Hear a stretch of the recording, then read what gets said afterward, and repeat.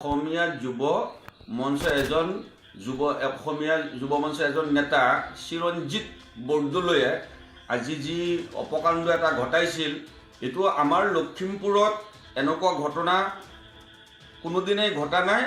তেখেতে এনেকুৱা এটা ঘটনা ঘটোৱাৰ কাৰণে প্ৰশাসনে ভাল এটা ব্যৱস্থা লৈ তেখেতক এৰেষ্ট কৰিছে। তাৰ কাৰণে মই লখিমপুৰ আৰক্ষী অধীক্ষক মহোদয়ক মই ধন্যবাদ জ্ঞাপন কৰিছোঁ।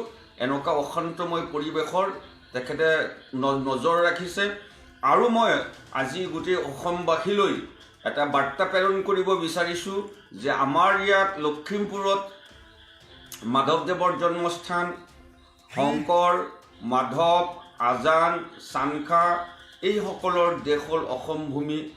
আজান ফকীৰ চাহাবে প্ৰেমৰ বাৰ্তাৰে মানুহক কি কৰিছিল, প্ৰেমৰ বাৰ্তাৰে মানুহক বুজাইছিল।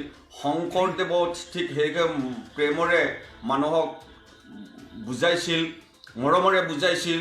এই শংকৰ আজান চানখা মাধৱদেৱৰ দেশত আজি যাতে কোনো অশান্তিৰ সৃষ্টি নহয়, সেই ক'ত মহাৰাষ্ট্ৰত কি হৈছে, গুজৰাটত কি হৈছে, সেইবিলাক আনি পেলাই ইয়াত যাতে অশান্তিৰ সৃষ্টি নকৰে। গোটেই অসমীয়া মুছলমান হওক অন্য হওক আজি খ্ৰীষ্টান আছে, আমি সকলোৱে মিলি ইয়াত বসবাস কৰি আছোঁ। ইয়াত কোনোদিনে কোনো হাই কাজিয়া হোৱা নাই, কোনোদিনে কোনো মানুহৰ অন্যায় হোৱা নাই।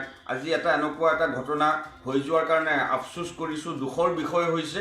আৰু যাতে এনেকুৱা ভৱিষ্যতে এনেকুৱা নহয় তাৰ কাৰণে মই সকলো জাতি ধৰ্ম বৰ্ণ নিৰ্বিশেষে আমি কি কৰিছোঁ, মই অনুৰোধ জনাইছোঁ।